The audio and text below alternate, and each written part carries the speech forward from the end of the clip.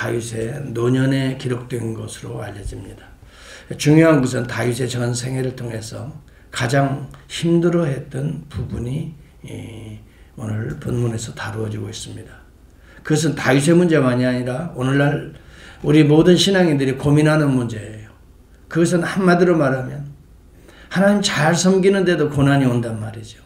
그런데도요, 하나님 별로 섬기지도 않아요. 내가 볼 때는 훨씬 더 악하게 살아요. 그런데 그런 사람들이 보면은 잘 되는 것을 보면서 은근히 우리 신앙에 회의감이 오고요. 또 때로는 정말 악인의 형통을 부러워해서 우리도 그 길로 미혹받는 경우가 많아요. 이것이 다윗이 평생 안고 있었던 고민, 가장 중요한 고민이었어요. 그래서 여러분 49편이나 73편도 동일하게 이런 부분이 다뤄지고 있어요. 자, 그렇다면 다윗이 이러한 악인의 형통을 어떤 관점에서 바라보고 있는지 결론과 같이 1절부터 이야기합니다. 한마디로 말하면 악인의 형통을 부러워하지 말라는 거예요.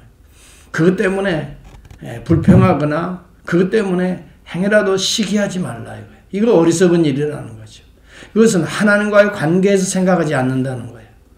나와 그 사람과의 비교해서 생각하는 거라는 거죠. 1절과 2절을 한번 봅니다. 악을 행하는 자들 때문에 불평하지 말며 불의를 행하는 자들을 시기하지 말지어다. 그들은 풀과 같이 속히 배임을 당할 것이며 푸른 채소같이 쇠잔할 것이라. 7절과 8절도 동일한 이야기를 합니다. 여호와 앞에 잠잠하고 참고 기다리라. 자기의 길이 형통하며 악한 꾀를 이루는 자 때문에 불평하지 말지어다. 분을 그치고 노를 버리며 불평하지 말라. 오히려 악을 만들 뿐이라. 여러분, 저는 이 본문들을 보면서 왜 우리가 때때로 세상 사람들을 부러워하고 하나님 잘 섬기지도 않고 하나님이 없다라고 말하는 자들은 어쩜 이렇게 잘 되고 대단하게 보이는, 여러분 우리의 관점의 기준이 뭐가 잘 되고 뭐가 어떤 성공인가의 기준부터 달라져야 돼요. 세상에서 잘 되는 것이 잘 되는 것이 아니에요. 그렇게 말한다면 우리 주님이 제일 못되신 것이죠.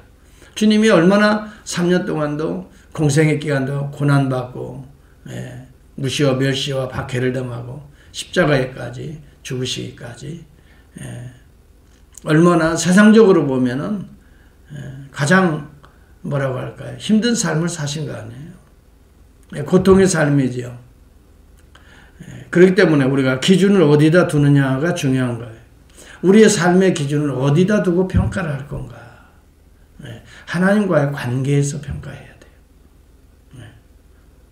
하나님과의 관점에서. 이것이 대단히 우리 신앙생활에 중요합니다. 사람과 그 사람과 나를 비교한다면 때때로 우리가 그렇게 실족하고 시기하고 질투하고 나는 왜 저렇게 안 되나 하고 하나님께 생태 쓰기도 하고 말이죠. 그럴 때 우리의 시각을 하나님께 돌리는 게 필요해요. 하나님과의 관점이죠. 내가 하나님 앞에 얼마나 정직하게 사나, 하나님 앞에서 내가 얼마나 오늘 이 순간 진실하게 사나. 이것이 우리의 관점이 되어야 될 거예요. 하나님이 나에게 말씀하신 그 말씀의 기준이 관점이 되어야 되지. 그러면 남과 비교해서 시기하고 질투할 필요가 없어요. 내가 하나님 앞에 더 말씀의 근거에서 살아보려고 했으면 내가 점점 더 성숙하고 거룩한 자가 하나님 앞에 되어가는 거예요.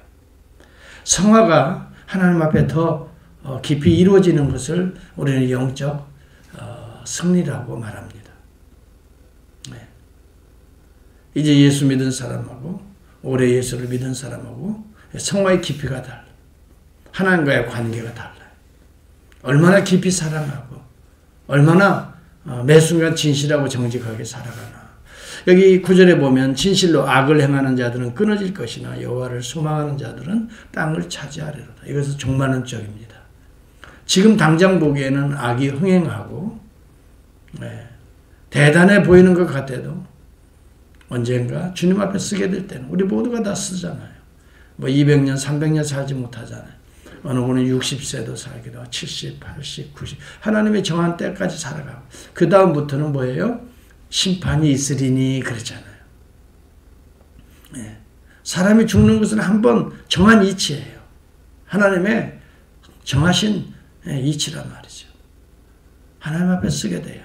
우리도 잠깐 이 땅에 사는 거죠. 이 땅에서 여러분 이 땅의 기준을 가지고 서로 비교하고 분석한다면 이것처럼 어리석은 자가 없고 하나님 없는 자들의 모습이에요. 정말 하나님이 있는 그런 믿음을 가지고 사는 자들은 결코 하나님과의 관계에서 내 자신을 생각하지 내 사람과의 관계를 비교하고 또 그것에 대해서 두 가지가 나타나요. 하나는 우월의식이요. 하나는 뭐라고 해요? 열등의식입니다. 둘 중에 하나입니다.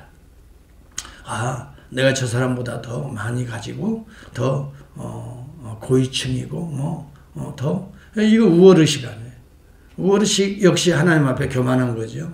그 다음에 두 번째는요. 좀 못 가진 것처럼 느껴지면 열등의식이에요. 우리가 하나님의 말씀, 하나님의 정도의 기준이 되지 않으면 둘 중에 하나에 빠지게 됩니다. 그냥 사는 사람은 없어요. 말은 안 하지만 다 보면 우월의식, 은근한 교만이 깔려 있고요. 아니면 열등의식이 있어요. 그런데 그리스도 안에서는 이 모든 것이 사라지는 거예요. 주어진 대로 그것을 사랑해요. 나에게 주어진 만큼을 소중히 여기는 거예요. 그리고 하나님의 안에서 판단하기 때문에 우리 주님의 자녀라고 하는 것이 얼마나 귀한 것인가. 다른 그 어떤 것과 비교할 수 없는 이 구원이라고 하는 개념, 십자가의 은혜라고 하는 것, 부활의 새 생명이라고 하는 것. 그래서 날마다 새롭도다 그렇게 말을 해요. 날마다 새롭도다. 여러분 관점의 차이로 우리가 이것을 극복해야 합니다. 세상 사람들 악인의 형통을 부러워하지 맙시다. 그리고 의인의 고난, 때때로 오는 고난들에 대해서 염려하거나 또한 절망하지 맙시다. 그 이유는 하나님 앞에 언젠가는 다 쓰게 되고 하나님이 알고 계신다 하는 거예요. 하나님이 보고 계신다 하는 거예요.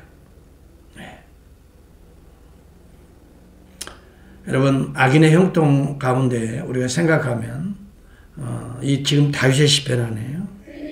가장 대표적인 인물이 사울 같아요.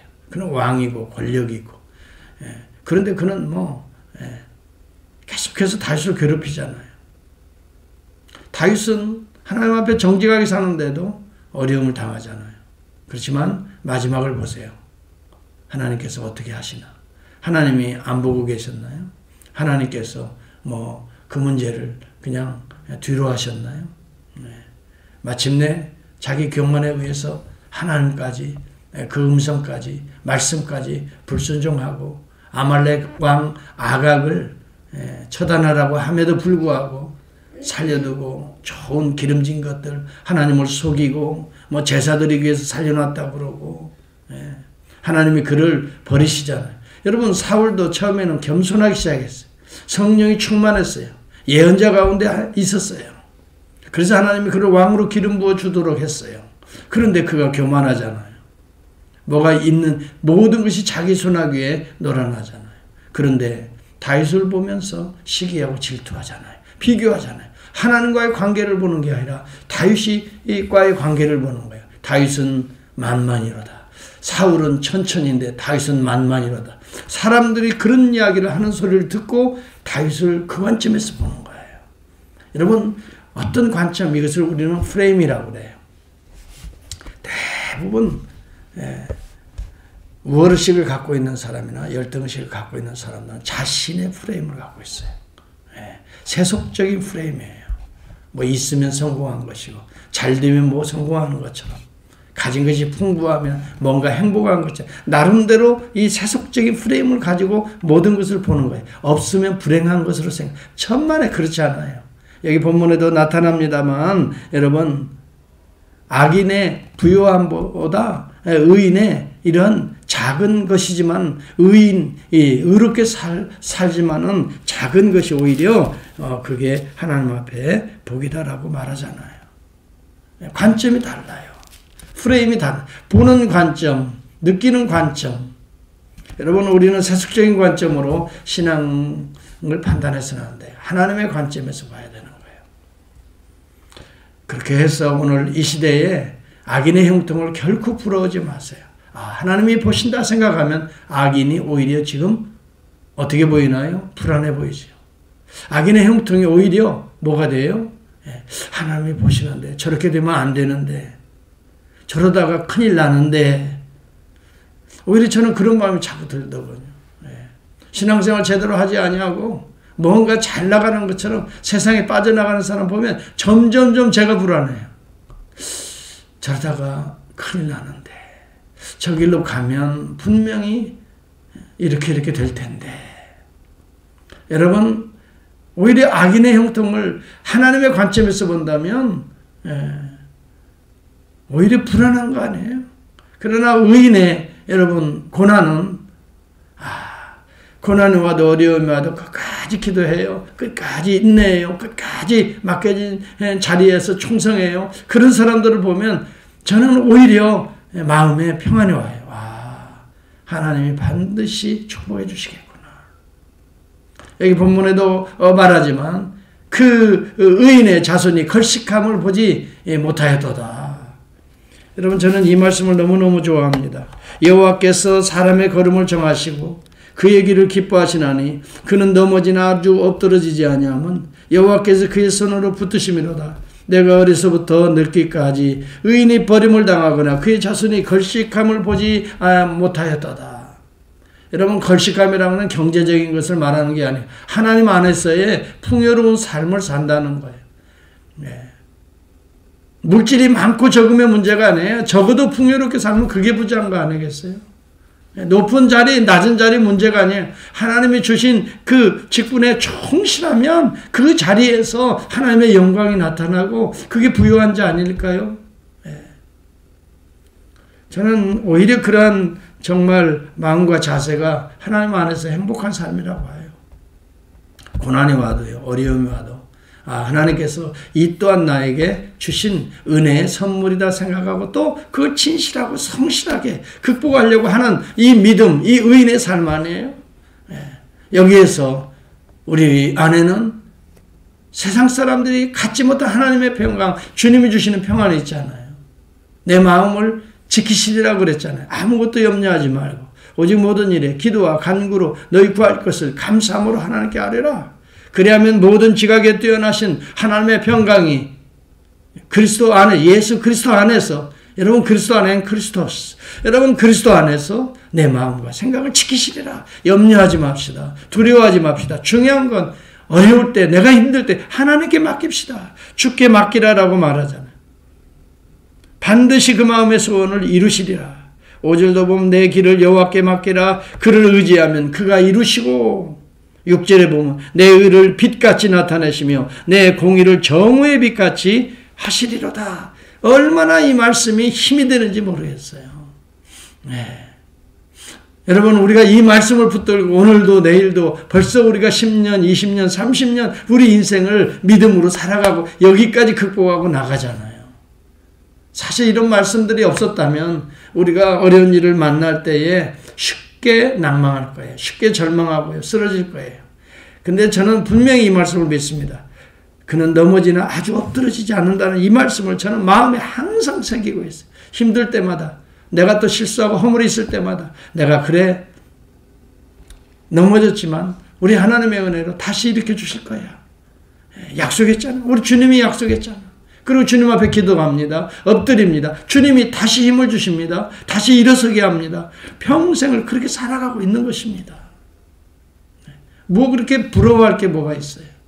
많은 사람들은 비교 때문에 나와요. 그 사람과 나를 상대적으로 비교하는 거예요. 그러나 하나님과의 관계는 절대적인 거예요. 상대성이 아니에요. 절대적인 거예요. 그의 사랑은요, 그 어느 누구와 비교할 수가 없는 거예요. 그의 돌보심, 성령의 인도하심, 세상의 그 어떤 것과 비교할 수 없는 절대적인 돌보심이에요. 하나님과의 관계에서 여러분 악인의 형통을 부러워하지 말고 또 그것 때문에 시기하거나 질투하지 말고 하나님과의 관계에서 주어진 나를 사랑합시다. 그리고 감사합시다. 어떤 사람은 그래요. 왜 나는 그렇지 않아요? 네. 정말 하나님 안에서 보면 아름답고 존귀한 사람이에요.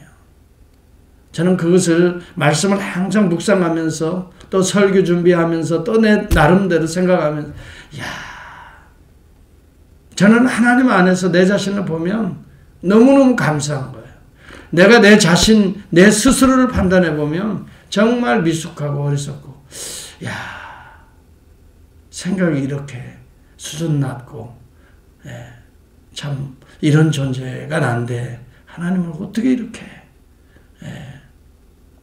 깊게 생각하게 하시고 또 넘어가게 하시고 또 넓은 그 하나님의 그 은혜를 알게 하시고 그래서 점점 이 만들어가는 걸 보면 생각의 폭을 넓혀가게 하시는 걸 보면 내 마음의 중심의 생각들을 더 깊이 참 그렇게 만들어 가시는 걸 보면서 너무너무 감사한 걸 느껴요. 이것이 바로 성화다 이 말이에요. 하나님 우리를 더욱더 깊은 하나님의 사람으로 만들어 가시는 거예요. 더 넓은 하나님의 사랑의 사람으로 만들어 가시는 거예요. 결코 낙심하지 맙시다. 그리고 한 가지는 때가 되면 이루리라 하는 인내입니다. 인내.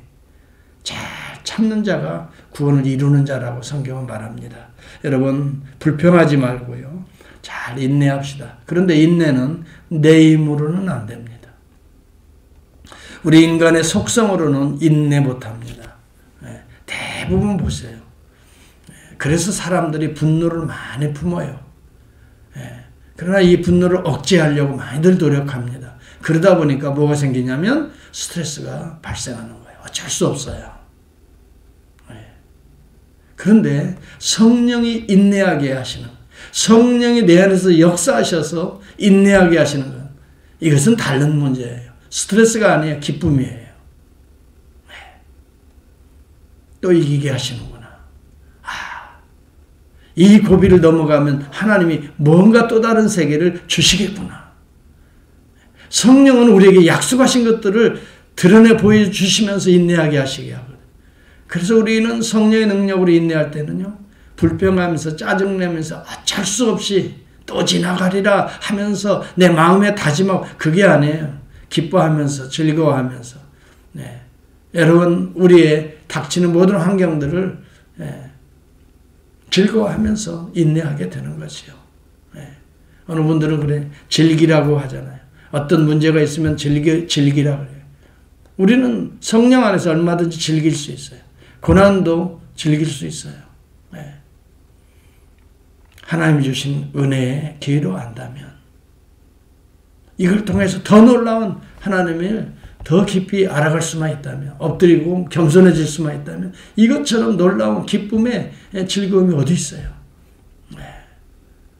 그렇기 때문에 여러분, 의인이 고난을 당한다고 해서 낙심할 필요도 없어요. 절망할 필요도 없어요.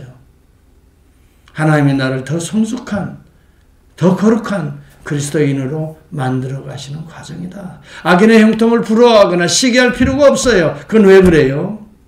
하나님이 언젠가 보고 계시고 때가 되면 악인들은 여기 본문에 보는 바와 같이 푸른 채소같이 쇠잔할 것이고 언젠가는 풀과 같이 속히 베이게 될 날이 오는 거예요. 이게 종말론적인 신앙이에요. 여러분 요한계시록 19장 이하에 보세요. 바벨론이 망하였도다 하는데 한순간에 망하였도다 그래요. 한순간이에요. 피할 길이 없어요.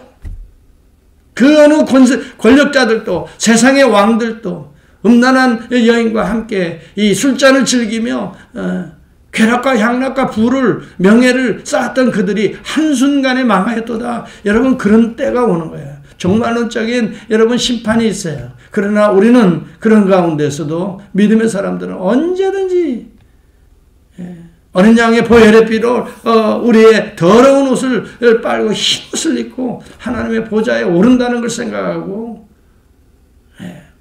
이 말은 뭐예요? 거룩한 성도로 하나님께서 우리를 부르신다는 거예요. 그렇게 만들어 가신다는 거예요. 얼마나 아름다워요. 얼마나 아름다워요. 그리스도의 신부로 우리를 그렇게 불러가시는 거예요. 여러분, 그렇기 때문에 세상의 기준으로 비교하지 마시고요. 상대적인 비교와 평가를 하지 마시고요. 절대적인 하나님과의 관계를 통해서 이 세상의 모든 환경들을 이기시고 우리 자신의 연약함까지도 넉넉하게 이기시고 하나님 안에서는 부족한 것이 없어요. 세상적으로는 뭐 남들과 비교해서 뭐 그렇지만 하나님 안에서는 절대 부족한 것이 없어요. 내가 부족함이 없으리로다. 하나님 안에 사는 자들은 넉넉한 은혜 가운데 살아가는 거예요. 오늘 이제 한 주간도 시작됩니다. 오늘 저와 여러분들이 관계를 하나님과의 관계를 통해서 우리 자신의 연약함을 이겨내고